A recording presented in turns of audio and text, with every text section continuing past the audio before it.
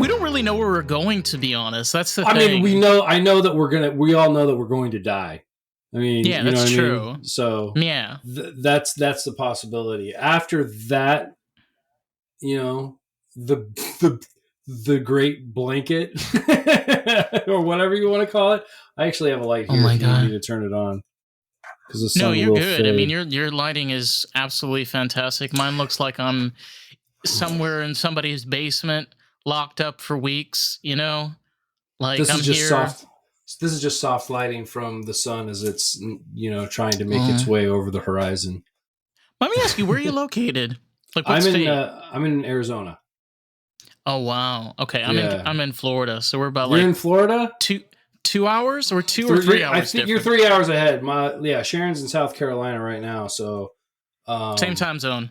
Yep. Yeah. Yeah. So, and I've actually, like, the book that I wanted to be able to talk a little bit about tonight.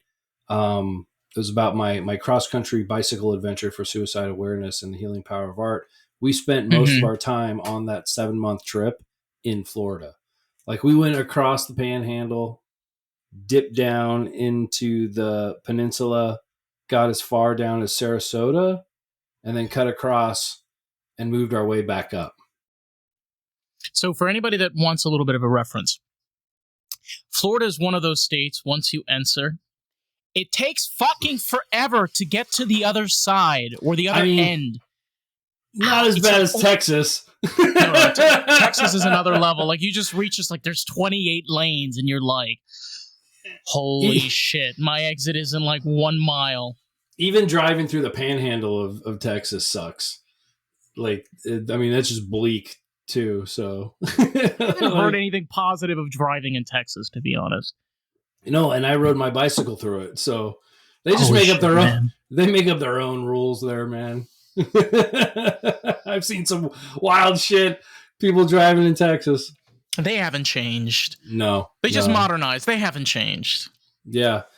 How is Florida? I see your flag in the back, and I know that there's a lot of shit going down in Florida in terms of this is not the only. This is not the only problem. I mean, I mean, Florida's got a lot of problems. Yeah, one of them is Rob DeSantis. I call him Rob. He doesn't deserve Ron. Ron is too cool. His name is Rob DeSantis. Right on. The biggest problem out here is, I think, the gentrification, and I'm in a position where I can no longer afford to rent. Okay. I'm 25. That's fucking happening, and I can't afford to rent. That sucks. It's like a studio. Try to picture this, okay? A studio apartment here in like Fort Lauderdale area starts at $1,350. Oh my god! Now keep in mind, that's criminal. Out here, they ask for 2 months of rent. So before, and then the first month, and then they ask you for a security deposit on top of that, and then on top of that, they have credit restrictions. So based on your credit, they require more money. Yeah, I don't understand. It's something that's like also going around the country everywhere. That's pretty extreme. It's fucking insane, man. I'm a supervisor at the place. I work at a library. Now I found my people. I never really considered like a profession to be anything that I wanted to participate in. I just had jobs, and then I would work on like creative projects. And then once I started working in the library, I was like, oh yeah, nerds, my people. You get to shush people. You get to shush people. Actually, really? No. There. I mean, if you're in a library that is like teen centric, you pretty much let the inmates run the asylum. Which I came from Parks and Rec, so that always like that whole mentality gave me hives. It's like they want direction. They'll you just have to give them direction, and you can't fight them. I mean, you can, but it will be like a battle of wills. So okay, so this is not a typical library. This is a library in a prison. Well, I think library. Well, no, I'm just saying like in the teen centric areas, like the librarians don't know how to handle that kind of. Oh, I see what you mean. energy. Okay. So Yeah. you have to like, are you going to fight? And when I mean fight, it's more of a battle of wills. So if you come at them with like, I'm in charge here, which I don't have a problem being a bouncer if I need to, but I found that it's easier to discipline them by starting with sarcasm first, and Yeah. just so I mean, I worked with teens for about 16 years before I even got to the library. So, um, yeah, it's an interesting vibe because it's not set up the same way as a recreation facility is. But I love libraries, man, and they're under attack too. We get complaints about our displays that are considered too woke. And it's like, I was like, oh, you mean compassionate, understanding, and wanting to like learn about experiences that aren't your own, while also creating a space for those that are experiencing that can have a place to Agreed. go. I am one of those people where I'm not a political libertarian, but I am a libertarian by heart. Where Yeah, in the result is the whole right of freedom is if somebody wants to inject themselves with heroin, you should have every right to do that. I yeah. understand that is very dangerous, that is bad and poor choice to do. However, people have the right to do whatever the fuck they want. Because guess what? You give them tobacco and alcohol to begin with anyway. So Mm-hmm. you don't fucking care about cancer or liver or kidney disease, right? Well, that's registered. We get taxes from that. We get taxes from that death. So it's like, if we can't make money off of your demise. Legit, bro. Like, so it literally points to the factor of you cannot start restricting, particularly with literature, okay? Because you know what? I'm going to go as far as let's restrict Venus and furs. Let's restrict it. Let's ban it. Yeah. You know why? Because it's all about sexual, and curiosity and dominance. Let's ban 1984. Yeah. Oh, because it's making people weary of government. You have the right to read the book. Who gives a fuck? Yeah. Yeah. You know what I'm saying, man? It's just things that for me it's like more about like, well, my constituent or my, like the person that I'm supposed to vote for or the talking heads that I watch told me that this is the new thing I'm supposed to be upset about. So I'm going to go to where that stuff exists and tell those people that I'm upset about it. The people that make the complaints that are like upset about like certain displays that we have in the library, they didn't give a fuck about that 2 years ago. No. They were just told to be upset about it. Look, let's be honest with ourselves. We live in a society right now where a lot of people are bored. Okay, let's just put it like that. A lot of people are really, really bored. And because they're really, really bored and they have nothing else to do, they need something to do. So they find something to do. They make a problem out of nothing. I would also say that boredom is actually more of a it's more of a symptom to a lack of self-awareness. In what way? Well, I mean, I think like the root cause of everything, I think the root cause to like a lot of our problems is that we don't know who we are. And if you don't know who you are, you have somebody telling you who you are, what you should be. Who you are, not knowing who you are is like having a treasure map that you don't know where to start from. You see that there's this pot of gold, but you don't know where you are on the map. So how do you get to that? Like the only true job I think that we really have on this planet, outside of the ones that society says that we need to do so that we could pay to exist, is understanding who you are. Because whether you like it or not, you're the only person that you're stuck with. Everybody else can tell you to go to I don't. Are we allowed to cuss on this? You could say fuck, cunt, motherfucker, cocksucker, pussy ass lick. Shit, you can go as far as you like. My favorite is cunt, but you can go say whatever you would. Yeah. I just great word. Now I forgot what I was going to. Which one you wanted to go with? I just think that we have to understand not just who we are, but why we think the things that we think, feel the way that the things that we feel, how and why we respond to situations. And our body will tell us how we're feeling, usually before our emotions can catch up to it. Yeah. Our body, like why are my hands sweating? Why do I have a shortness of breath? Why do my lungs or my chest feel tight? You Why know does my something? I can go even deeper than this. Okay, yeah even pertaining with sexuality, even for myself, where I am very much gay. But something that I started to realize over time with experience is I'm very much asexual. Whenever I me run into an experience sexually with another person, my body reacts. yeah Shortness of breath, and then it takes time until the feelings and emotions start to kick in afterwards. So it's also being able to be patient with yourself, right? Learning yourself takes time. It totally does.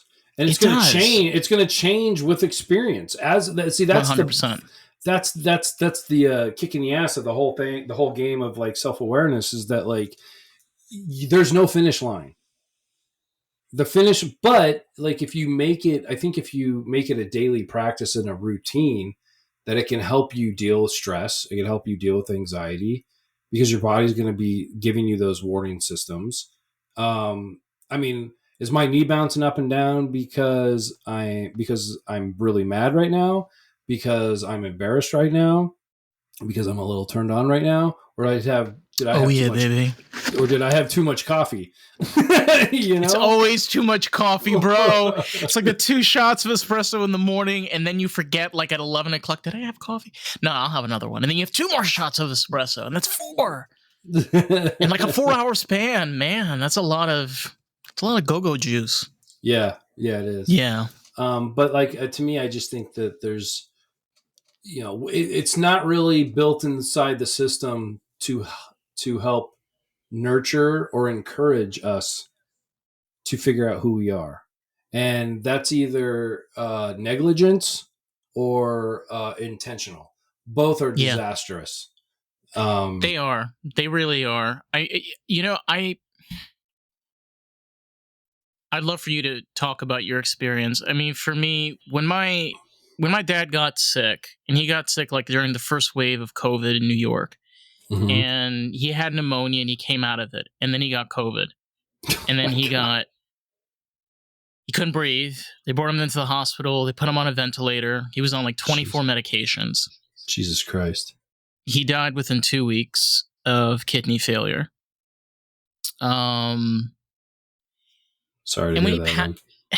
yeah, the hardest thing was what you were talking about is you realize how much you are alone. Like, you're not always going to have that person that you could Yeah. talk to, that like meant something to you. Like me and my dad had a very rocky relationship. Like, we couldn't even be in a fucking room, but he was like still the coolest person I knew in my life. He was like the go-to person that I always went to. Just like that, like just gone. Yeah. And it's an adjustment period. And one of the things, like, people ask you, like, oh, have you like moved on? You don't. You just learn how to No. carry it. There's no Yeah. moving on. You're a different person now because of this experience. Like, and it's like, how that's just what's crazy. Like, especially with like grief, is you get transformed by every experience, but some break you open a little bit more than others. How was it for And you? with my brother, I mean, okay, I mean that was a wild situation. My brother and I were kind of like, I always thought my brother was kind of a tyrant when I got like once I graduated from high school. My brother was a slut. In a good way or Um, in a bad way? I mean, if you asked all the women he was cheating on, they'd say in a bad way, but I'm sure to him it was a good way. Um, he, he thought that the measure of a man was how many notches you had on your belt, how many conquests you could have. And Very determined. yeah, once the women decided not to participate in their denial of what was happening, because they knew it was happening, they were just like, they would allow themselves to be deceived. Once they finally had the courage to like step away from that, they both did at the same time, they like left him, and he freaked out, and couldn't handle it, and got super sad and super depressed. This was like in early 2000. He died in 2001. And dudes aren't allowed to. I mean, it's a little bit more open now for us to be like that, but like dudes weren't allowed to be like, I'm sad, that's why I've lost all this weight. So because if you have a broken arm, you could say like, look, it's broken. It's hard to like. It was hard for him to point at his head or his heart and be like, it's broken. Like, I'm not functioning. So he told everybody he had cancer. And, that wasn't cool to my parents. I played along because he was kind of like in charge of the family, and I was the black sheep. And I was just like, whatever.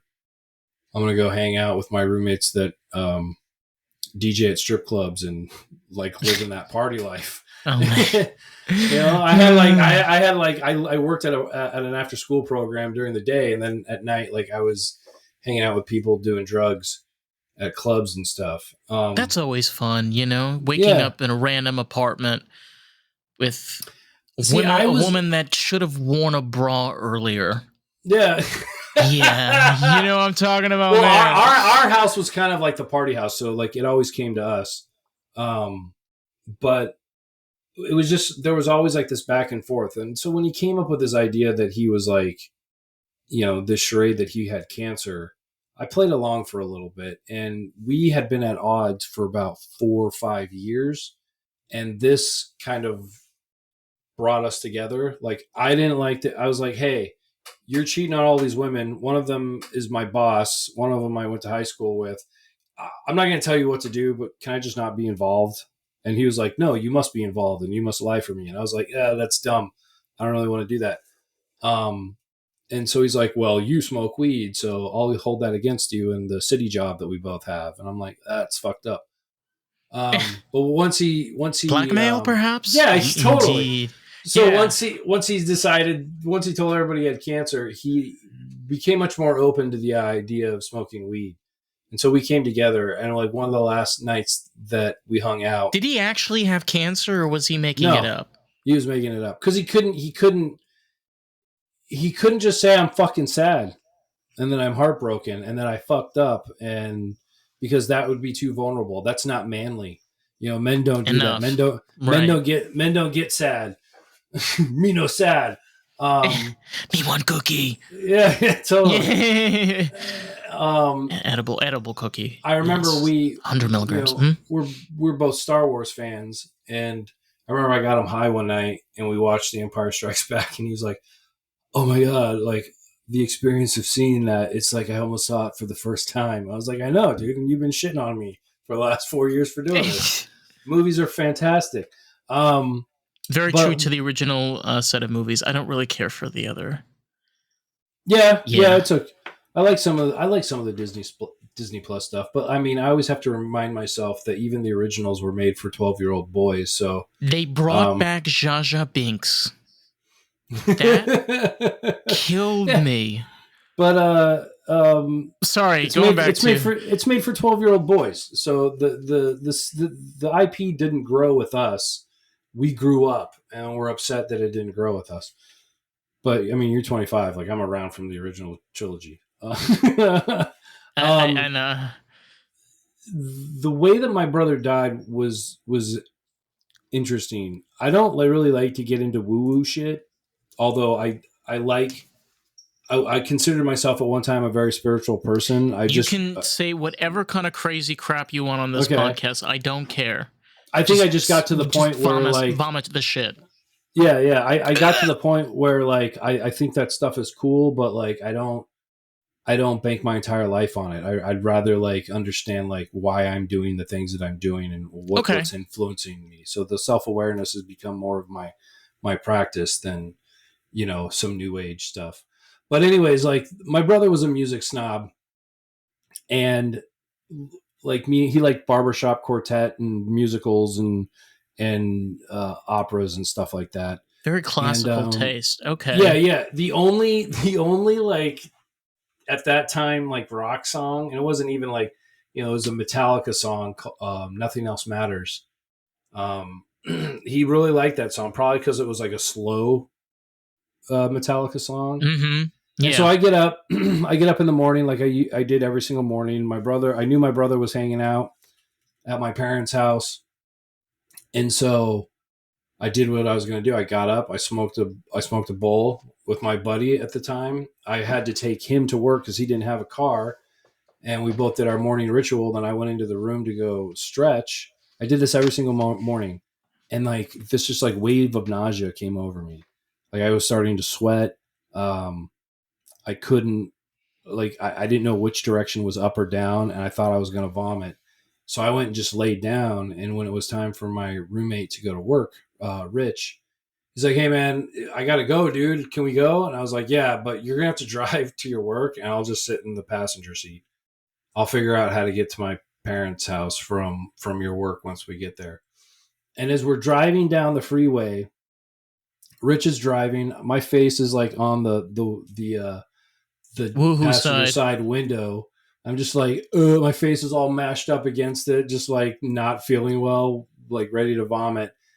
And the song "Nothing Else Matters" comes on. And as soon as "Nothing Else Matters" comes on, my roommate Rich looks in the rearview mirror and sees our other roommate Pete like flying down the road, honking his horn and flashing his lights, like hailing us to pull over. He's like, what the fuck is Pete doing?" And as soon as like he said, "What the fuck is Pete doing?" My nausea was away, and I listened to the song and I was like, "Oh shit!" I was like, and I looked at Rich and I was like, "Something's wrong with my brother." And then Pete runs up to the door and says, "Hey, I'll take you to work. Thomas, you got to get to the social services place. You have a family emergency." And I just knew that my my brother was dead. I knew he was dead. I didn't know how, but I knew he was dead. And the social services was actually connected to the recreation facility that I worked out of. So I drove there. I went inside. I asked some of my supervisors, like, "Hey, have you seen my parents? Because I was told to come here to meet them. There's a family emergency." And they're like, "No." And I go outside to call my dad, and then I hear him like yell my name, and he's crying. He's walking up behind me, and he just tells me that my brother's dead and that he shot himself. So um, after that, because suicides are usually not usually, suicides are deemed homicides until otherwise, and so we were being investigated. So we were interviewed one on one while the police were going through our house or going through my parents' house. Once they finally decided that it was a suicide, they took the body, and my parents were allowed to go back home. And so I went home with them, and the house looked like it was ransacked. Like, just like every single cabinet was open, stuff was like torn out of it. It's not like they cut up like couches and mattresses, but they kind of went through everything, and it was weird.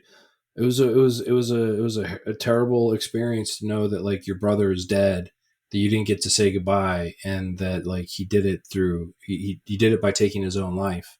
Um, and a lot of people try to like they try to attribute logic. People get emotional about people that died by suicide. They get really emotional and angry, even if they didn't know the person. They're like, "That's fucked up. That's selfish. That's selfish." And it's like, yeah, I get where you're coming from, but you're trying to attribute logic to an illogical act. Like it is in our programming to survive, to live, to exist. And something in my brother's programming snapped. And I don't think my brother wanted to die as much. He just wanted the emotional despair to go away. And so he made a quick decision that people would have to deal with the consequences for the rest of our lives. because he was no longer here. So, yeah, it was fucked up. I really, the thing that like was the most tragic is that my mom, who was retired, she had come home and, knew that he was there. So she decided to like, um, make some food for him. And then she heard the pop. And then she's the one who found him, her firstborn, lifeless on a bed, with a small, at least he was smart enough to use a small caliber. So there wasn't a lot of a mess. There wasn't a much of a mess to have to like deal with. But that scene of like seeing him dead was with her for the rest of her life. And Yeah. I was fucked up. I was fucked up before my brother died. That was just like the last drop in the bucket.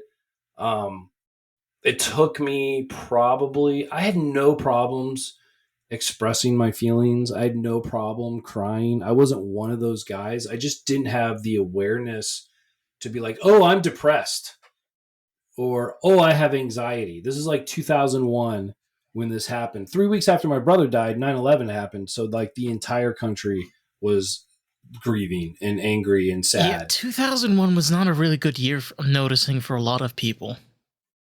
Yeah, it was It weird. was nice. I mean, Yeah. there is a caveat to my brother's death, which I'll get to near the end. So the thing that was, I finally started going to therapy after realizing I was in a shitty relationship that I couldn't get out of. Like I was like addicted to this woman, and I had to figure out why. So Like a drug. yeah. I mean, Yeah. she was evil. I, not to say that I didn't play my part in it, but like, I mean, she's still evil.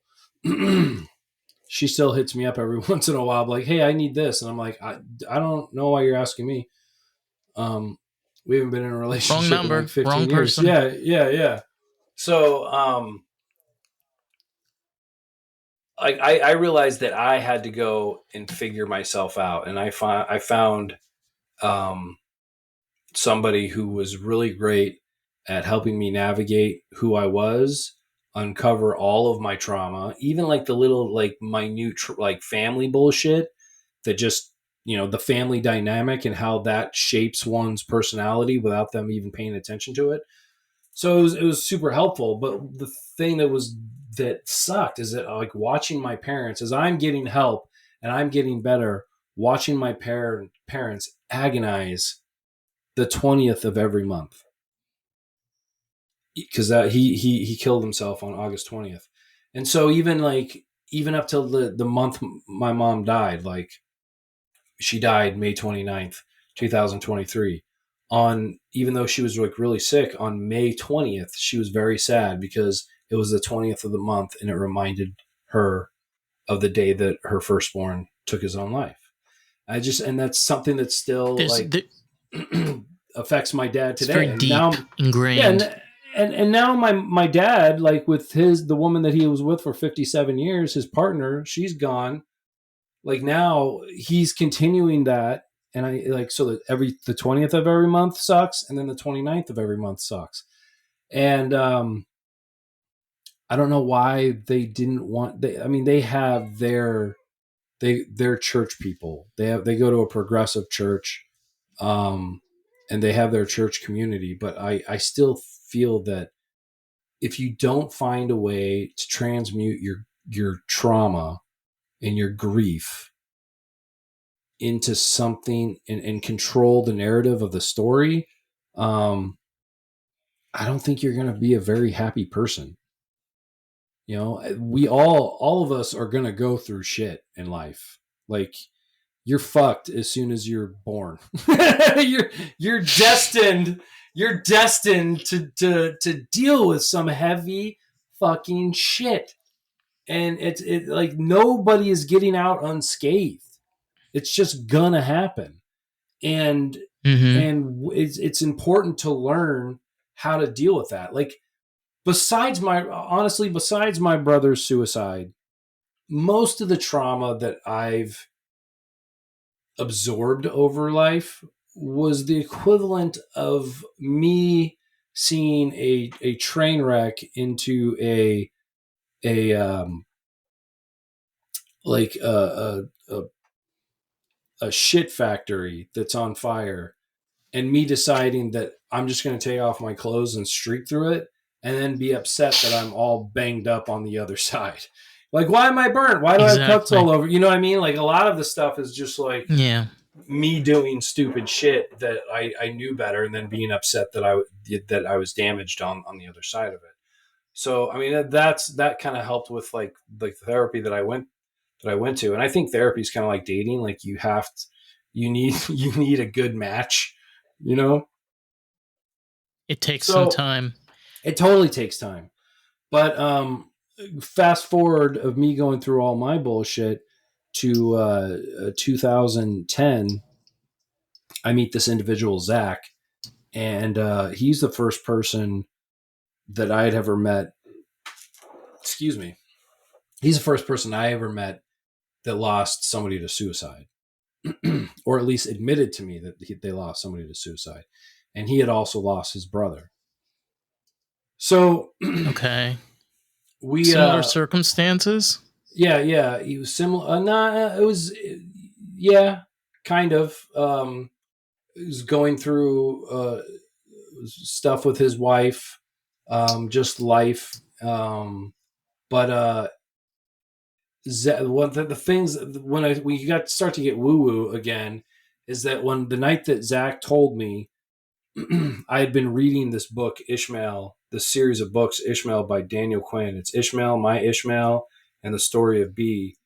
And I show up to this coffee shop to hang out with Zach. He's got this book that I just started reading, which was the sequel to Ishmael called My Ishmael. I was like, oh shit. And Daniel Quinn's like philosophy is very much like know your story. Know the world story, know the national story, know the regional story, like know the story that you're part of. Know your own personal story, but know all the other narratives of all the other institutions that are vying for to Very mine your. intricate.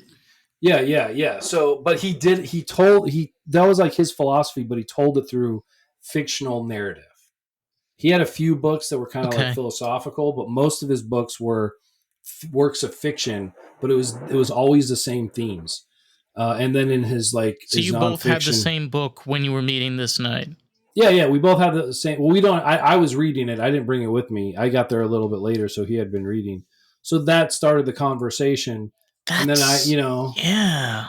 and from that I started like he's like, well, tell me your story, and I started talking about Mark, and then like the coffee shop closed, we went over to his house and we were just like kicking it, and he's like, I got to tell you something, man. My brother died by suicide.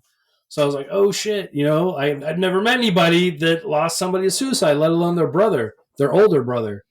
So after I left, Oh, okay. I sent him a Okay. text. I sent him a text and I was like, "Hey man, what's your birthday? I just have to ask because you got like a vibe about you." And he happened to have Zach has the same birthday as my brother. And even though like Zach and I knew of each other, our our our um our platonic courtship started when he came into the park to cover a shift for somebody, which was the park that my brother worked at for 10 years before he died. And there's like a memorial tree for him outside. So like Zach and I started like It, being friends at this point. So it feels very much like the universe is saying something. And yeah. what I'm hearing the universe saying is like you were kind of given the path toward Zach and you Mm-hmm. kind of went down that path. Mm-hmm. Yeah, I did. Where like And each of these things lined up. and as Zach and I are becoming friends, I start hanging out with this woman who just happens to be a model for the company Suicide Girls. It's like kind of like an alternative pinup site. So Okay. I meet this guy that like has had experience in suicide, and then I start hanging out with this girl and dating this girl, and then like, oh, she just happens to be a Suicide Girls pinup. So I thought that was funny. So I dubbed them for a That's while hot.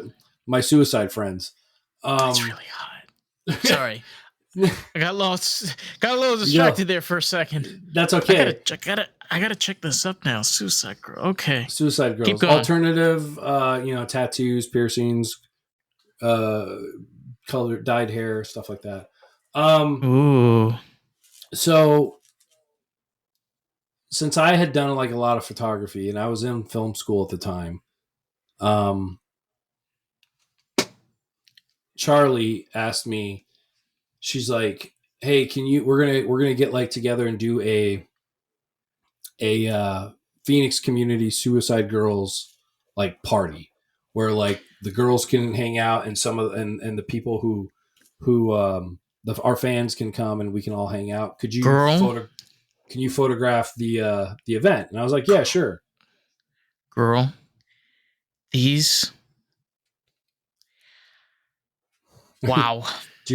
There are a lot of. There are a lot. You know what you're going to be doing tonight. Let me keep in mind that I'm gay as hell, honey child. But damn, some of these women are slaying. Yes, I'm loving that. Oh my god. Okay. Wow. Yeah. So I'm photographing this. That's really event. Fucking cool. Yeah, I'm photographing this event. It's at like a bar in Scottsdale, which is a suburb of Phoenix, and I'm kind of like I was feeling good for a while because I got Zach in my life, I got Charlie in my life, and I'm just like, but like it was this something was growing inside of my mind that was like I need to do something. I need to make a change. I need to do something. So I text Zach and I'm like, dude, I'm at this thing. I'm photographing. I feel like a turd in a punch bowl. Like I'm just like the weirdo, like armchair philosopher, and I don't give a fuck about drinking right now because I can't because I'm doing this. I'm just not invested. Come hang out with me and like, hang out with me so I could have somebody to talk to while I'm doing this shit. Because like Charlie was, she was mingling, talking with the fans and the other girls and stuff like that, and the photographers. It was just like a community party for everybody to get together and like socialize. And so he comes and he hangs out, and we're sitting there talking, and I'm just like, man, I don't know, like I love film school, I love like creating like stories and writing stories, but like I just need to do something more. And so I tell him about this walk that I did across the country. My parents' church is very progressive. They wanted to walk across the country from Phoenix to Washington, D.C. And what the platform that they're walking on is that even though they're unapologetically Christian, they believe that there's more than one path to more than one spiritual path. So they welcome all of other different spiritual practices. They believe that everybody has a right to love who they want to love. So they were open and affirming to LGBT. They believe that we should take care of the planet, and they believed in civil rights, and they believed that secular art is just as powerful as scripture. So as a non-Christian, I jived with these people. So I was like, so I just decided, like I was hanging out. I was in a really shitty relationship. This was like to give you perspective, this was like 2005. And the conversation I'm having with Zach is in 2010. So in 2005, I just decided I need to go on this journey. And so we left on 2006 Easter Sunday. They had a filmmaker with the group. And since I had, a passion for film and storytelling, they had me be the assistant to the filmmaker. So it was kind of like film school on the road. I did a lot of walking backwards. But I didn't get to do walking only. I did like a lot of other stuff, and I had like a support vehicle that was the director's Jeep that I would drive. But I did a lot of interviews, learned how to like edit video on the fly. It was a really good experience, and it was the first time I'd ever been east of the Mississippi. I'd never been to Washington, D.C. So I think as far east that I had ever been at that time was Kansas. So it was great. It was awesome. It was a great experience. And I remember how I felt doing that and how I felt when I came back. I was just energized. I went on this quest as like the oddball with like 9 Christians. It was crazy. The one thing that I did learn from them, which I don't participate in now, is they taught me how to drink wine because those Christians really love their vino. Um, so I was telling this story to Zach, and Zach's like, I was like, I just want to do something like that. He's like, dude, I would totally do something like that, but I don't want to walk. Like, I would want to ride my bicycle. I was like, that's dope, dude. We could totally let's do that. Let's ride our bikes. You could stay out on the road longer because you could cover more ground in a day. He's like, if we're gonna do it. Let's have a reason to do it. And I was like, well, what reason do you want to do it for? He's like, you're a fucking idiot. I'm like, yeah, I won't doubt that. Just lay it out to me, brother. He's like, let's ride for our brothers, man. He's like, I always wanted to ride from wherever I was living to my brother Sean's grave in Nebraska. So let's just do it. Let's ride for our brothers. So I love projects and I love passion projects. So I sat on it for a little bit because I was like, oh, I've got this woman I'm dating and blah, blah. Well, Charlie and I ended up breaking up in early 2011, about 6 months after the conversation with Zach. And I was like, well, I don't have that distraction anymore. And I hit the ground running, started like writing like a press kit, trying to get like, we partnered with a local, mental health facility so that if we got donations, we could be under their banner for a 501c3 so that people can get like a tax write off for supporting us. And we organized a 7,000-mile cross country bicycle ride going through 22 states, I believe, 21 or 22 states, stopping at a bunch of towns, speaking at support groups and at mental health facility groups. We started at the northern edge. Just to back up for a second. That's 7,000 miles. 7,000 miles. We didn't do a straight line. We did a giant W. I can. Jesus fucking Christ. And to to be clear, once we got through California and we were back in Arizona, we're like, okay, we both don't have to do 7,000 miles. We both don't have to do a combined 14,000 miles. Like, we have people that have scheduled events for us to speak at. So we have to be there. So we decided what we did with the walk is that they did a leapfrog. They didn't walk 2,500 miles each. They walked 2,500 miles as a team. So they had a support vehicle, and like one group of people would walk in the morning and they would do like 25 miles. And then as soon as they were done, the second team would start and they would walk 25 miles and together as a team. Well, since we were doing 7,000 miles, we decided that like, hey, this is going to be good because like if one of us gets injured, we don't want to like end the tour. So how many people were doing this? With the walk or with the bike ride? With the bike ride and the walk. Well, with the walk, there was 9 of us. There were 7 walkers, 1 Winnebago driver, and then me and the filmmaker, and we had this tiny little yellow Jeep that we had to cram in. And one thing about like living like that for like 5 to 7 months, you learn how to play Tetris real well with your luggage, and how to like pack it into the back seat of a tiny little like pack Jeep. It tight. Yeah. Okay, so you're one of those people that know how to pack it tight, pack it right, yeah. Pack it tight. That's right. So I mean, with Zach, like it was like, yeah, and I mean, there were times where there were injuries. I ended up getting diverticulitis, and it was on like, some meds for about 7 days. What is that?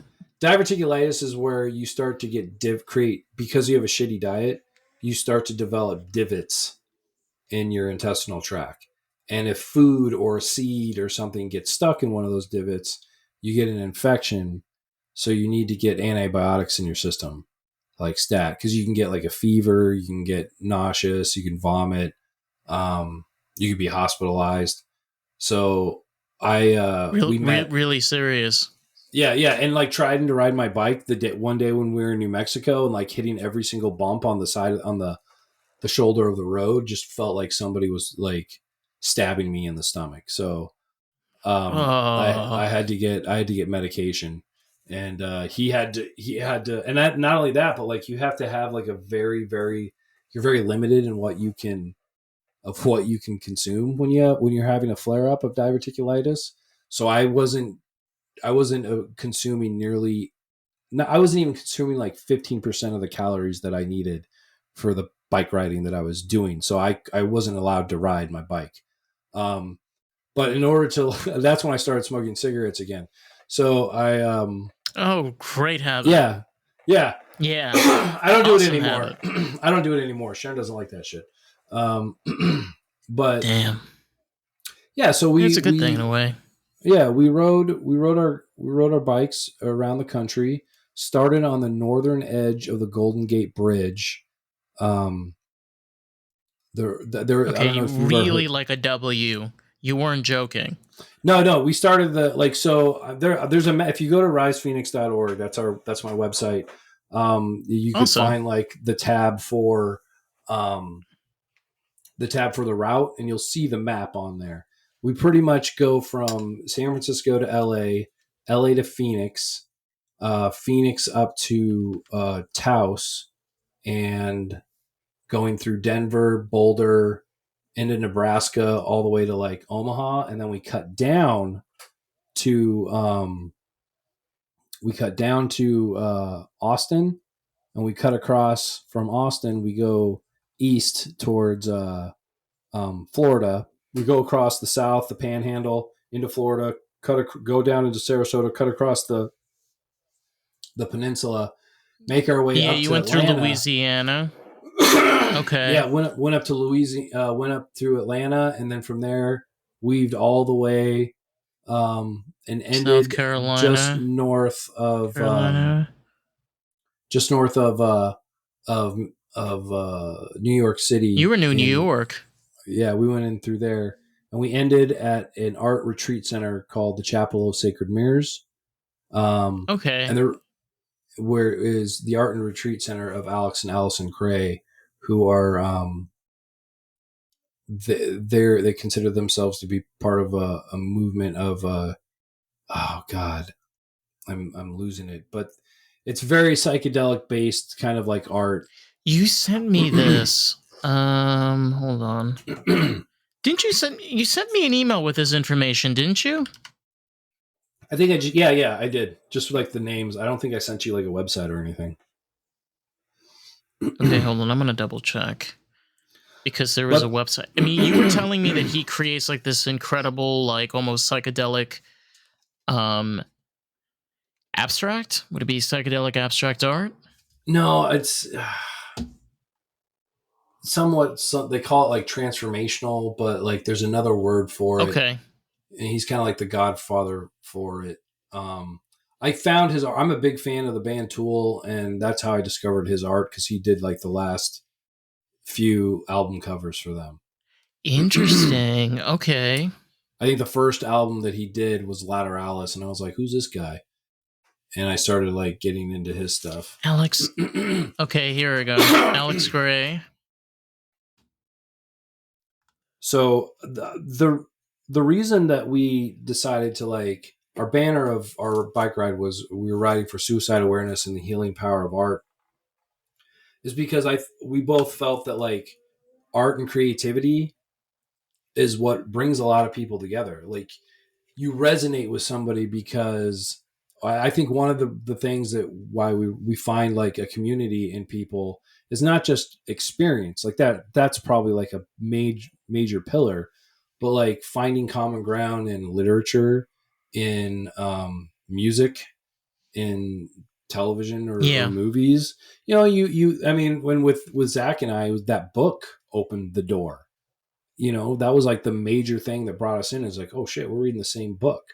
um we really wanted to like let people know that everybody has a creative muscle in them. Everybody has that creative force within them, and that if you don't think you're a creative person, look at your life as your as an empty canvas, and your choices being the palettes that you get to use and the colors that you get to use, and just being very like gathering and cultivating a being present in your life, and cultivating awareness, self-awareness, and spatial awareness and social awareness, and understanding your place in this world, and how you can, maybe you can't make a huge effect on the world or even on your community, but you still have Mm-hmm. your social um, influences. You can, like, the small people in your circle, you can have major influences on people's lives, just, by being present in yours, by starting to be present in yours. It kind of boils down for me to one question: is why are you doing it? Like, Why? what is your general end goal of, for example, doing a specific career, or choosing a certain musical interest, or trying something new or different, or realizing not everything is in your control Oh yeah, too. you get to play with it. You get You to know, you get to play with yeah. that ambiguity of, of chaos. But I think that, like, also another question to ask is, like, not just why to do it, but why not be playful with life. You know what I mean? Not everything, like, I'm not writing this. I didn't write this book. Yes, I'm okay. I've got to call bullshit on myself. I am plugging this book. I joined Podmatch. I was encouraged to join Podmatch to, you know, find individuals like you that would be open to me talking about it. I want people to read this story. I think that there's stuff in here that could be encouraging and invites people to look at their lives in a different way. The thing about self-awareness, I'm not selling anything. I'm not selling anything to people saying that, like, I know the way. Like, your ability, your understanding of self is always going to be different from mine. Who you are and what you've experienced and how you react to things and why you react to things is special and to you. I'm just encouraging and inviting people to go on that journey with themselves and see, because why not? You're stuck with yourself from cradle to grave. Why would you not take the extra effort and the time to understand why you do the wild shit that you do, or why you don't do the wild shit that you want to do? It's also, I think, understanding people's limitations. Yeah. You know, I I found it in myself that, and this has kind of been a running thing, even particularly with my other siblings, is kind of the role that I play, particularly with my mom, which is Mm-hmm. alive, where you have to be able to kind of create a reality for yourself. Because in the end of the day, whenever you lose a family member, in a way, you kind of inherit a new type of family. Because now you have a family that has like, they're no longer there. So, and a lot of people, such as myself, kind of fall into this thinking pattern, particularly men, where how are you supposed to deal with this? Or how you're supposed to take care of your family? Am I going to have the strength to be able to do this? And I'm not going to lie, it was a lot easier when he was alive. I know. The last thing my mom said to me was, I told my mom, her eyes were closed, and I was like, I know you're in pain. I want you to know that you can go. You don't have to stay here in this body and be in pain. Like, you can go. I will take care of dad. And her last words to me was, you have to take care of him. He doesn't know how to take care of himself. And that is one of the most truest statements she's ever fucking laid on me my entire life. Because I live like 5 blocks away from my dad. It takes me 15 minutes Of to course ride you my do. bike. It takes me 15 minutes to get there on a bicycle, like 2 That's minutes not on a bad. car. Yeah, 2 minutes. Not like a city block, like streets. I'm like 5 streets away from him. You're in like Um, the suburbs. yeah, yeah. And so Okay. we're in the same neighborhood, so I can get to him quickly.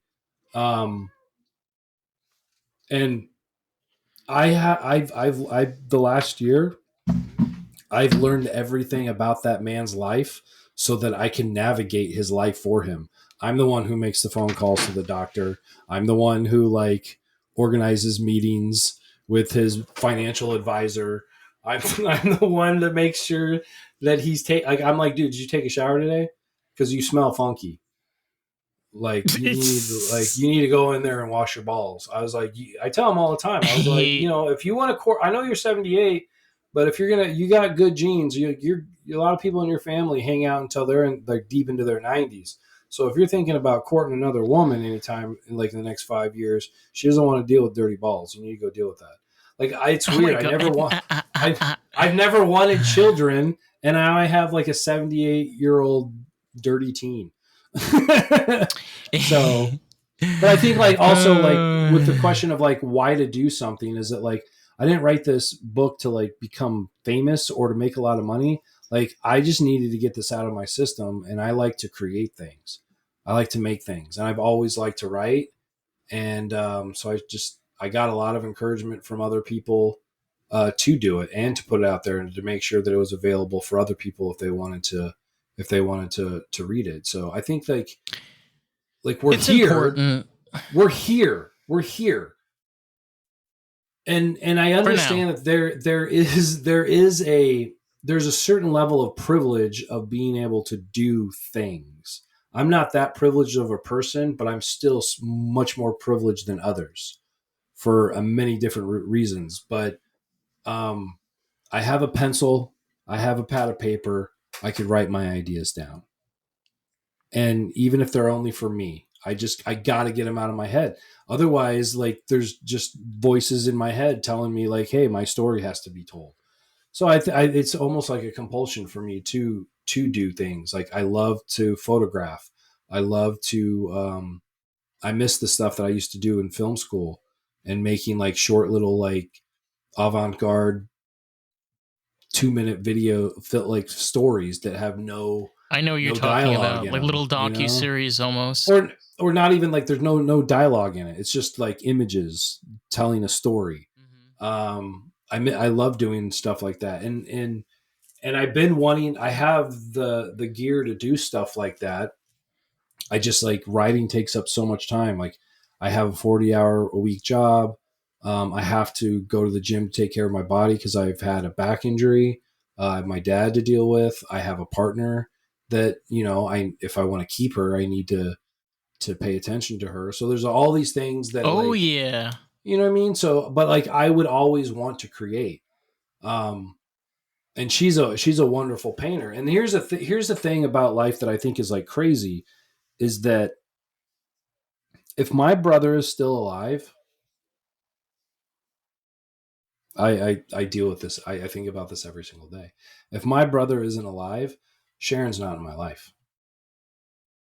There's no fucking way she's in my life. Sharon was my contact at the Chapel of Sacred Mirrors. Once we were put in touch with the Greys, Allison Gray said, to handle all of your arrangements, I would like to introduce you to Sharon Steluto. She is our hospitality and event coordinator. So if you need anything, you contact her. And Sharon lived 3,200 miles away, lived on site at the Chapel of Sacred Mirrors. And if my brother's still alive, I don't have that connection with Zach, and there's no reason for me to ride my bike across the country for suicide awareness. Sharon is only here because my brother died. We only live together. We're only in a relationship because my brother died. And that's the thing about life, and also like that that's why I preach self-awareness and awareness in general is because you're weaving a story together. Every single decision that you make, every single interaction you have, No matter if it's good or bad, you are weaving a story together. The story of you, where you are the center of your story. I'm not advocating for like, selfishness and being the center of being entitled and all that shit. I'm just saying pay attention to your story and how one thing leads to another. And I don't believe in positive or negative experiences. I believe in them as experiences. Our egos need to understand the situation or the trauma that we suffer, or the how we suffer an experience. So our ego needs to be like, this doesn't feel good. This is automatically bad. But a horrible fucking life-changing event that broke my family, for me, set me on course to meet the love of my life. So It's interesting that you say that, because honestly, like, it's not the same thing, but this podcast wouldn't have existed if my dad didn't pass away. I had a lot of anger, and I had a lot of things that I wanted to say. And I had a therapist that told me, well, why don't you do something about it? Here I I would am. say it's exactly the same thing, because you don't know what every single conversation you have will, how it will transpire. I was working. Nope. I came back from the bike ride, and I was like, I'm just going to work on this book. I was always more of a visual storyteller. I could write scripts pretty good, because you didn't have to really be good with the English language in order to write a script. You write how people talk, not the rules of literature. Oh, that speaks to a dyslexic person such as myself. Like, Yeah, oh, yeah. that's how I So like, text. I That's how I had to. text. Paragraphs. It took me 12 years to get this book out, because I had to learn that new skill set of how to write, write literature. Um, but like, so I was like, I just want a job where I'm just chilling. I don't care if I'm full time or not. I just want a job that will pay the bills, and so I could work on my passion, which is this book. And I was working I worked 6 days a week, and this one shift on a Sunday was the only shift that I worked indoors. I was like working as a maintenance guy over at a tennis facility, and then another tennis facility. I got to work like the desk shift on a Sunday night. And this dude would come in every Sunday, and we talked for about 15, 20 minutes, 30 minutes every Sunday. He worked for the library. And like he was a funny dude, and we totally got along. And about 6 months into me working there, he came. He's like, "Hey, you want to work full time, 5 days a week, and stop working 6 days a week?" I was like, "Yeah, that's awesome." And he's like, I can't promise anything. I'm not the hiring manager, but the guy that I work with just left. You should. It's internal only, so you should get on that and apply You for got it." that job, like when people look for like an apartment that's off the Yeah, market. It's like, hey buddy, hey, I know something. What? There's a job. You just kind of skedaddle. yeah, and then You run for it. and because of him, like I got the job working at the library, finding a profession that I think is important in our society. It's the last place in our society that you can go without the expectation of spending money. We get a lot of people who are houseless that, like, especially here in Arizona in the summertime, like it's an escape from the brutality of the heat. um, and they can come in and be there from 10 in the morning till 7 at night. And at least like when we close, it's a little bit, it's cooler outside and it's a little bit darker, so they don't have to deal with like being out in the heat all the time. Like libraries are like a bastion and like an island for people who like don't have all the needs of life taken care of. So I think it's a really important job. Plus we're like, spreading literacy, and we're information pushers. So I love the You library, know, and I, that guy's dude, leaving. His last day is on Monday. He's retiring and moving away. And if it wasn't for him, like I'm no longer a courier with him. Like, but because also I had a back injury. I was in a wheelchair.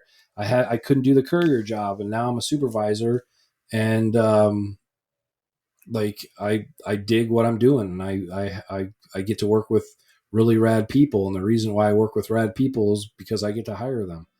I'm not going to hire somebody I don't want to deal with for Yeah. 25 hours a week. So but that's how it's just another example how one thing leads to another. And like, don't discount all Mm-hmm. these conversations you're having. Don't discount the people that are listening. And it doesn't have to be pulling in millions of numbers, like you're reaching a small amount of people, and you have no idea the ripples that you're creating just by speaking into that microphone and creating a platform for others to do so. Yeah. As a person that, like, I'm an artist in a way, I have my taste with music and things. And that's kind of true, like, specifically with libraries. Okay, this is hilarious because I was seeing this on Instagram where there's a company, get this, you send them a playlist, they put it on a tape, and they mail it back to you. And I What? was just like, wait, hold on one second, I remember when you just went to the library, you got your tapes or CDs, you went home to your stereo. Okay, get this. They had 2 slots, all right? And you put them in there and you'd mix, like you put the tape in there and like it would record onto the other tape. Yeah, that was a thing that people used to do. Or you used to have like the boxy little television. You used to put like the recorder like way up to the speaker. I know I'm only 25, but I'm shit you not. I do remember this shit. And that's like how you got a fucking recording. Okay. And like these fucking bitches are selling that for like $20, not including shipping. That's Like, don't crazy. do that, bro. Don't That's no. I don't crazy. approve. Isn't I that remember crazy?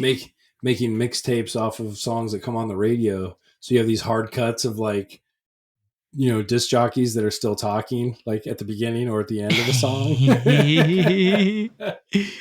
It's crazy. Was it like the car radio or like the home radio? Oh, the home radio, yeah. Like you just like hit record Yeah. while the song was on, and Yeah. like sometimes you cut in like already like a quarter of the song's gone because like you weren't in the room when it came on, but you were really waiting for that song to come on. So I need to Do make the people not best remember mixtape. when car do people not remember when car speakers were shit? I think Yeah, people forget the fact that they were shit. Like, bro, we would I like mean, go home and be like, like you'd only use it for the radio, yeah, yeah. maybe a It was tape or wild. CD here. There were you knew those speakers were bad. Yeah, it's wild. Uh, you kind of, in a way, you kind of work in the Wild West Because I work in a because you're library like or in a because I'm in Arizona? yeah. No, you're not. Well, kind of both, but like in a way, because you work in the library, it's kind of like like a Wild West saloon. It It's a is. place where like It is. I mean, you it's really sad some of the things that you see. I mean, there's people there's people that we assist on a daily basis that are like suffering from mental illness, and we don't have the resources. Like librarians and library staff are people don't realize this, but they're pretty much asked to be social workers, and we're not at all. And no but certification, no no, license, no school no training, schooling, nada. no nothing. But like we're the first line for so many people. So we try to find the resources to help people. We make partnerships with different community organizations that cater to that population. But even those organizations are underfunded, understaffed, and we're not the only library in the system. We're still in an affluent area compared to a lot of the other municipalities in the Phoenix area. But so like we can all, there's just not enough um, resources allocated to those individuals, and so we get to deal with them on a daily basis. And I don't mean deal with them in a negative way. I mean it's heartbreaking, and you always wish that you could do more. It's really really hard. And there's other things that other organizations do.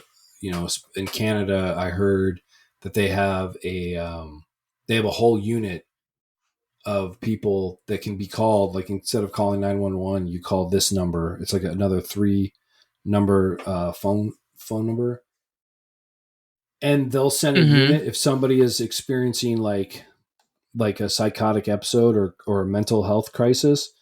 The unit all is a plainclothes police officer in an unmarked car with a therapist. And when they enter the area, they never enter like as if they're together.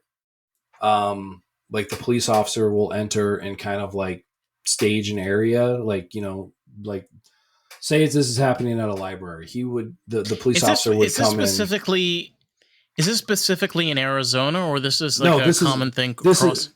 no, this is in Canada, and this woman was telling me Oh, about this it, is and I in was just like, Canada. yeah. Okay. So like a plainclothes would come into the library and act like he would get near to where the person was having an episode or freaking out, but act like they're looking at like materials, and then the therapist would come in and approach that person, and the police officer is just there in case shit gets crazy. And I just think it's a In, wonderful program, and I wish in because Canada. like yeah, and police officers here aren't equipped to deal with somebody having a psychotic episode. There's a No. phenomenon that happens called suicide by cop, where somebody is having an episode, and so they figure like if I call the police, they'll do it for me because I'll just act a little wild, and they'll shoot me, and I'll it's Yeah, a but it's that's it's not a what they're. It's not what they're hired for. You know, no, it's like we're. it's not. It's not at all. But You. like, but the idea of that is that like somebody is they have their wits about them enough that like, hey, like I can't do I want to leave this world. It doesn't happen a lot, but it's enough to be given a name. You know what I mean? It's enough of an occurrence where it Right. has its own name. Where they just know like, well, if I act crazy enough where the police officer feels threatened, like I'll get what I want. There's a story that Zach and we met with a police officer up in New Jersey who was part of a suicide by cop, and it was the craziest shit because it was we were interviewing this guy, and he was a big dude, like he was built like a brick shit house, like totally totally kind of like had like that jarhead look to him. Like if you thought of like a police officer, a caricature of a police officer, it was this guy.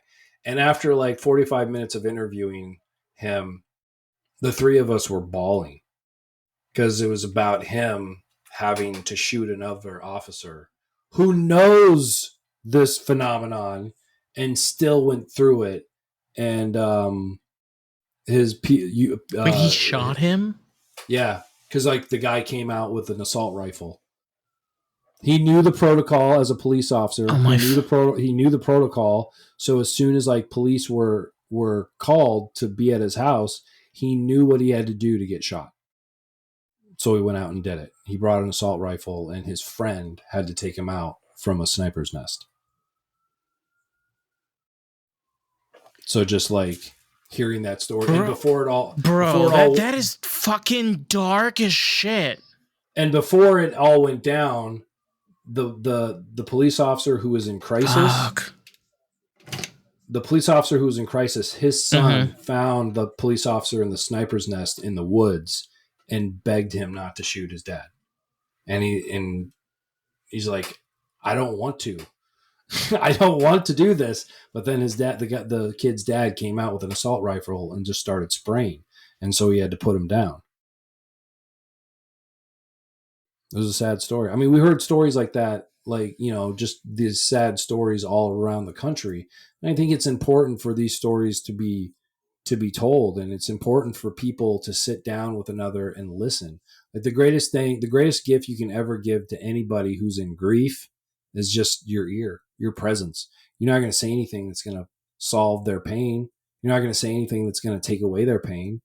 but just sitting with somebody who um, is in pain, even if all they're doing is crying and snot bubbles are shooting out, and they're wailing, like, just be there with them. It's a very vulnerable thing to express that. Um, and the best thing you can do is just be there with them. Give them a hug, hold on to them, let them know that they are in a safe space and that they're allowed to express themselves, that they're allowed to express this despair.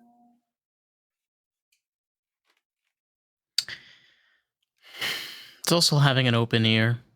Yeah, having an open ear, You just know, listening. you never. The thing is, you can never say like. I always love what if, coulda, woulda, shoulda, but you didn't. Thing is Yeah, that it happened, and you can't change it. That's just a fact. So instead of trying to fix, or there's nothing to fix. no, there isn't. There isn't. We're all gonna, like I said before, we're all gonna be having these experiences. None of us are getting out of here unscathed. We're all going to have trauma. It's what we choose. It's how we choose to live after the trauma. This one guy, Mm-hmm. this one man that we met, um, You got a lot of um, stories.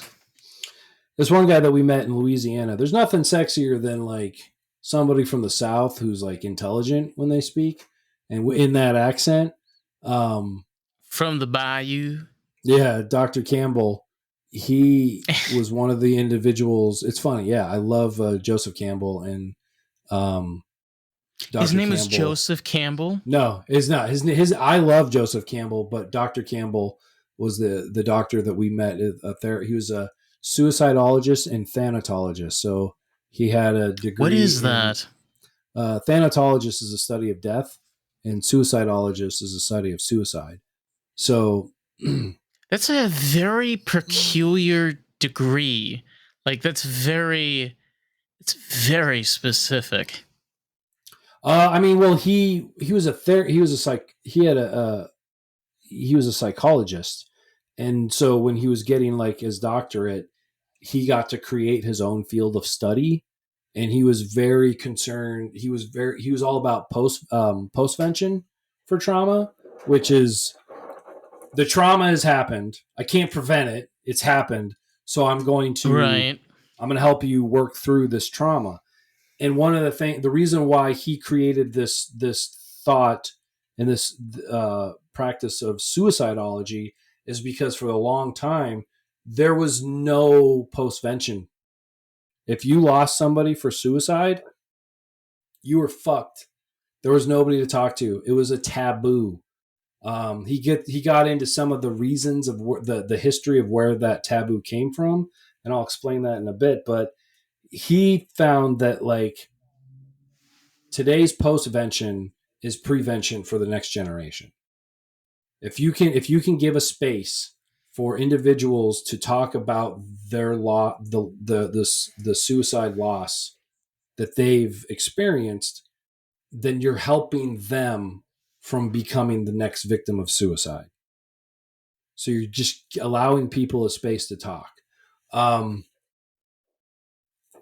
he so he was one of the individuals that also started like in the 80s or 90s support groups for people, specifically towards people who lost loved ones to suicide. When my brother died, my parents were going to a support group, but it was just for grief of death. And it was very rare that actually, I don't think it ever happened while they were there. I don't think they ever met another group of another individual who lost somebody to suicide. So they would be told in these support groups, like, well, my child died of cancer. Your child chose to kill themselves, which is a fucked up thing to say. It's still pain. It's still painful. So Dr. Campbell knew that it was important to have a group specific towards people who lost loved ones to suicide, not just people who lost somebody don't somebody who lost a loved one to suicide shouldn't really be in a room with a group of people who lost somebody to a car accident or to a disease or something like that. It's different. It is very different. I have lost people to suicide. I don't know how to I don't know how to describe it. It's a Yeah, very it's different feeling. yeah, because you're trying to like I said at the beginning of our conversation, you're trying to establish logic to an illogical act. It's not going to work. Right. You're literally trying to jam a square peg through a round hole, and it's just not. It's not going to work. And then you're going to get pissed off about it. What Dr. Campbell told Zach and I about um, the origins of suicide being a taboo is that in the Middle Ages, life just sucked. And to get out of like paying taxes and having to deal with shit, sometimes people just off themselves. And so the state was like, shit, how do we deal with this? So the state, being very close to the church, was like, we got this problem. So the church came up with an idea. Well, if people kill themselves, we'll make sure that they're buried outside of the city limits and not in the church cemetery. And we're going to put an extra hefty tax on the family of anybody who's who loses somebody to suicide. So So basically, it was, punishing the family. yeah, and making Nice. them like making them like, if you're not on sacred ground, your soul could be like lost. So it created like this narrative, this false narrative inside the people's minds of spiritual damnation.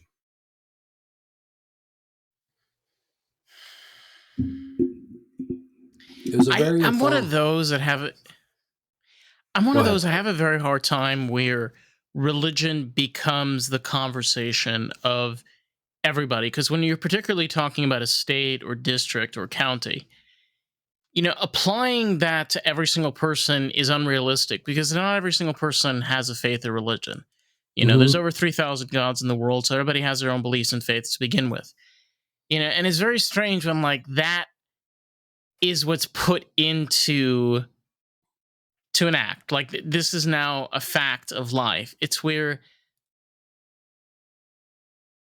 have you like these people that are doing this, right? Think about it. Have these people ever experienced a loss of suicide?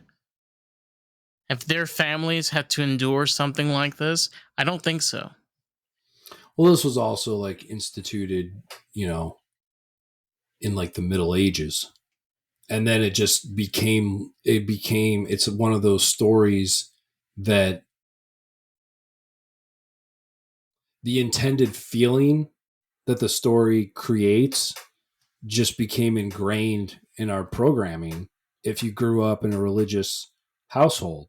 But the religion has its tentacles tries to put its tentacles into every aspect of our society, that story, the coding of that story can bleed into even secular areas to make people feel like it's that like, oh, they killed themselves, something was wrong with them, and I don't want to talk about it because other people, will look at me weird.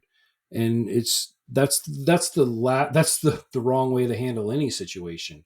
Talking about something and getting it out there and putting a light on it is always going to be way better than, stuffing it down.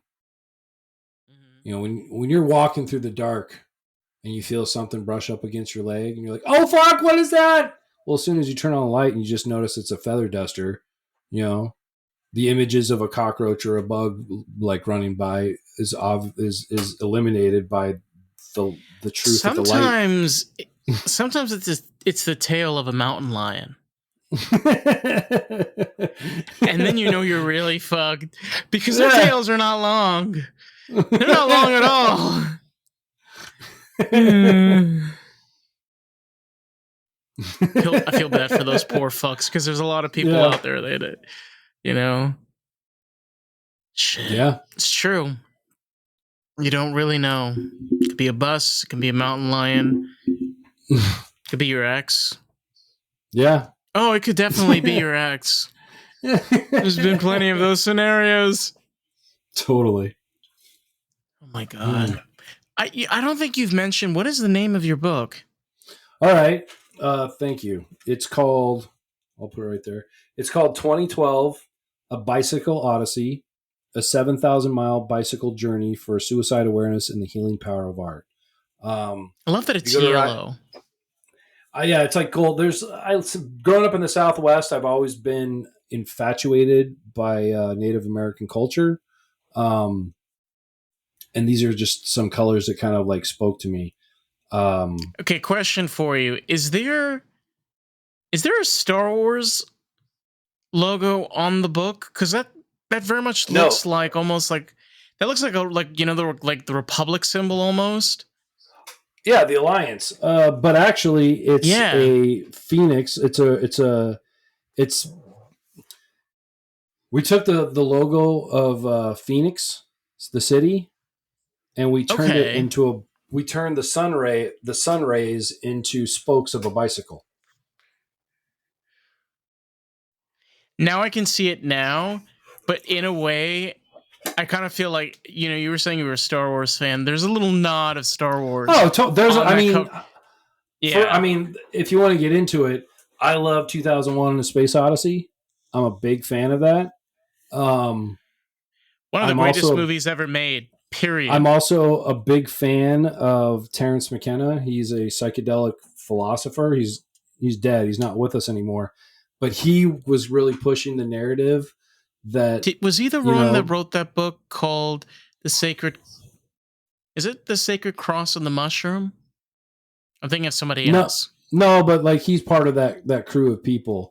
Okay. He was really big into like the Mayan calendar ending, and he didn't believe it was the end of the world. He thought it could be a shift of consciousness or the end of a galactic season. And so I love Terence McKenna because he's the one who came up with the stone monkey theory of evolution, where Mm-hmm. like our early ancestors like trying to figure out what foods were good during a state of climate change in the planet, and started eating everything, and then got high off some mushrooms, and next thing you know, a few million years later, we're trying to get to the moon. Um, I so love like the that. whole story, the whole I love title is that. kind of like are like Easter eggs for me is like the 2012 bit bicycle odyssey instead of a space odyssey. The logo we wrote under the banner risephoenix.org is the website. Rise is kind of like the philosophy. It stands for revolution inspired self evolution. So you got to change you before you can really make positive change outside. Um, and that's just it's revolution inspired self evolution is all about. To me, it's like just a really pretentious way of saying pay attention to yourself. Pay attention to how Yeah. cultivate some self awareness. Cultivate some social awareness. Cultivate some spatial awareness. Um, and so yeah, that's to me like I'm working on a piece of fiction right now. That's my next book. I'm doing like a series of short stories, but even the themes of those are come go back to like my rise philosophy of self awareness and just being aware. They're in there. It doesn't come out and just say it, but that's something that's always um, influencing my creative practice. So Yeah.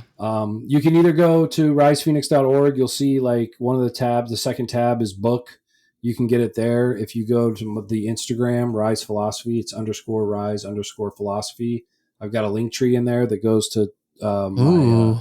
my podcast channel. Um, I love a good link tree. yeah, Keeps and then everything tidy. it also has a link to the Amazon account where this is at. So Awesome. if you buy this book, whoever's listening, um, share it. As soon as you're done with it, give it to another person. If you're in a neighborhood that has one of those neighborhood libraries, those little boxes that sometimes people put up in their yard. As soon as you're done with it, throw it in there. Um, I'm not thinking that I'm ever going to be like a you know, New York Times bestseller author, but if you buy it, make sure just give it to somebody else, share it, keep it going, keep moving it forward. The thing about it is, it's not necessarily about fame, because If I hadn't written this you know, book, I would have gone insane. Like I just had to get it out of my system. It was like a scratch I that I feel needed you. to itch, man. No, it's also where, if you think about, particularly where we are kind of currently stand, even like regarding like social media and influencers, we're Mm-hmm. going to reach a point where it's going to plummet. And the people that are really going to be the ones that stand out is the ones that show the truest expression and truest of honesty. Because if you want to be famous, that's great. Good luck. Have fun. I wish you the best of I luck. I feel like it But already if you want has. to make a change, yeah, I gotta feel do like it's something about it. already. I feel like it's already morally plummeted. Um, I kind of consider myself to be an anti-influencer. like Wow. like It's kind of like the Antichrist almost. an influencer is like, hey, if you do this, your life will be complete. And I'm just like, hey, pay attention to your thoughts, your beliefs, your surroundings. It's going to be different from mine. I don't have a simple answer for you. My pill or my product is pay attention to yourself. And guess what? It's free. You don't even need to have a discount No code. subscription. No. Just and annually subscription or discount. None of that bullshit. yeah, None of yeah. that. Just pay It's attention to great. yourself. You know? Exactly. Be like, man, why do I Beautiful. fly off the fucking handle? Why did that person make me fly off the fucking Good handle? What question. was it about them? What is it about me? What happened in my morning? Did I have a weird dream? Did I didn't have a good bowel movement? Like, were my parents ragging on me? Was my partner ragging on me? Was my boss ragging on me? Like, there's always something that there's always a Always tell. something. You just got to pay attention to what that is. And sometimes you have to go back in the story, because sometimes it wasn't something that happened earlier that day. It wasn't something that happened earlier that month or earlier that year. It's something that is ingrained within you. And, I encourage you to figure that out, because it's you. Why, like, Yeah. get to know you, who you are. I'm never bored. Like, I'm never bored anymore. I was like, I'll just be sitting on the couch wanting to have a good drool on myself. I encourage those too. You just sit on the couch, stare at the wall, not even focused on anything. You just have a little bit of a drool on yourself, and I'll just start These days, I giggling. think the kids, they're calling it Netflix and chill, if I'm not mistaken. Yeah, I just like Yeah. I just make myself. I just start giggling at things. I think of like things that I've done or like things that I've heard, or I just like I love to laugh. Laughter is one of my primary medicines, and I'll laugh at some fucked up shit, but I'm not laughing at it to Yeah. like avoid. I'm laughing at it in spite of it. I've For sure. lost. I had a really terrible joke.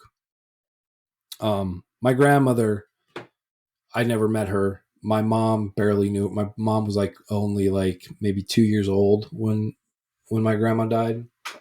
But my grandmother, Okay. she took her life as well. And so I had a buddy of mine.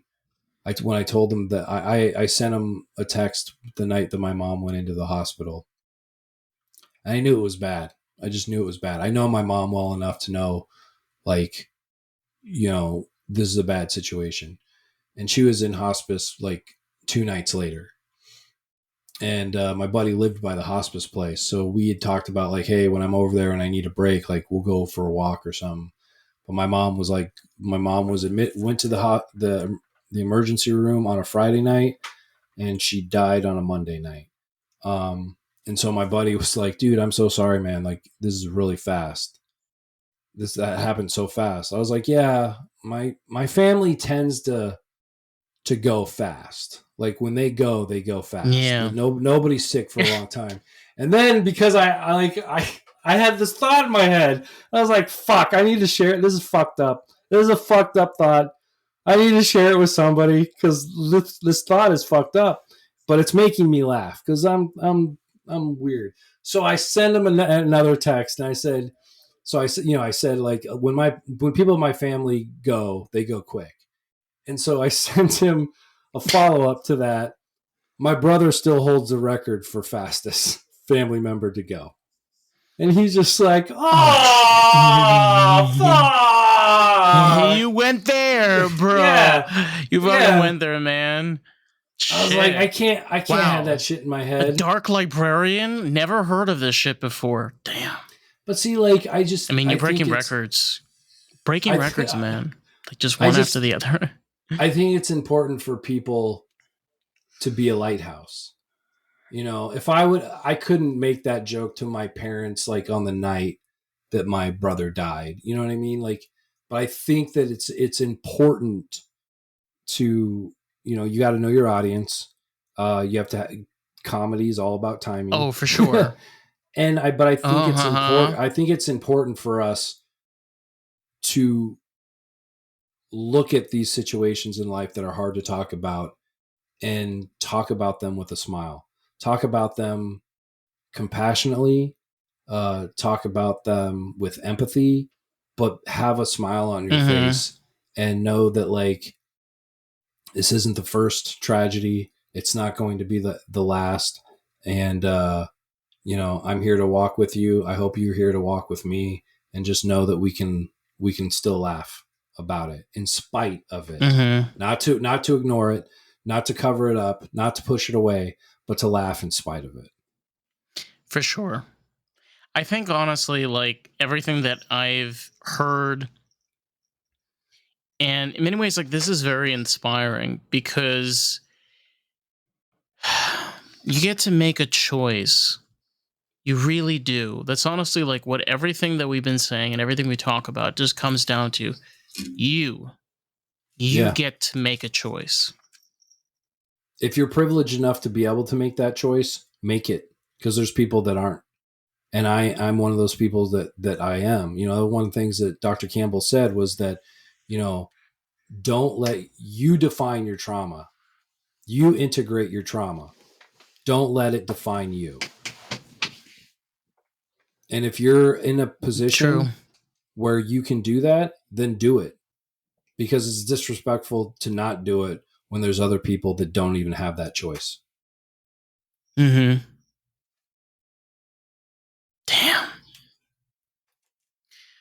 Let me just tell you, man, this has been deep, surreal, dark, and fun, surprisingly.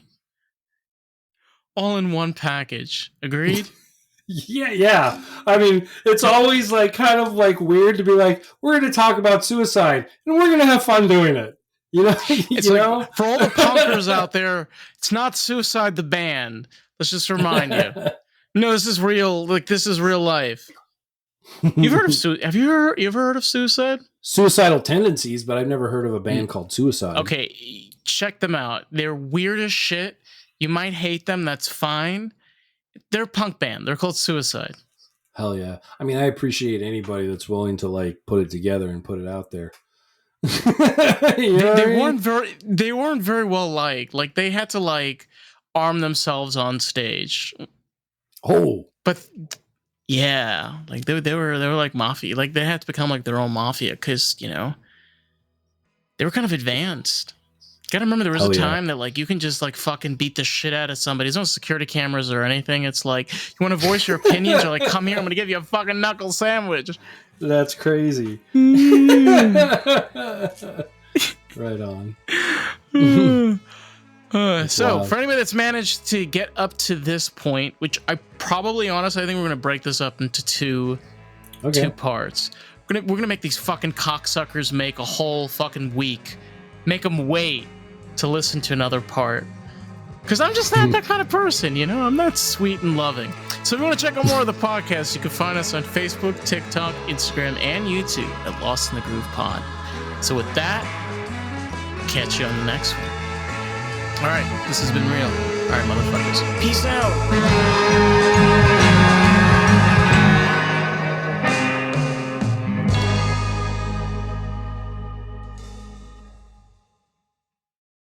We're all about the artist. That is the whole purpose of this podcast, period. And you have a really valuable tool. You can share this with artists, people that are creative, someone that can enjoy this podcast and really enjoy the experience of Lost in the Groove. So with that, let's jump back to today's episode, shall we? Hey, it's Dave, and I quickly just wanted to jump in and say, if you've been enjoying the podcast and enjoying this episode, if you can leave us a review on Apple Podcasts, that'll be so greatly appreciated. Because here's the thing.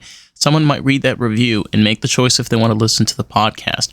You get to help grow this podcast with us. How fucking cool is that? Let's jump back to today's episode.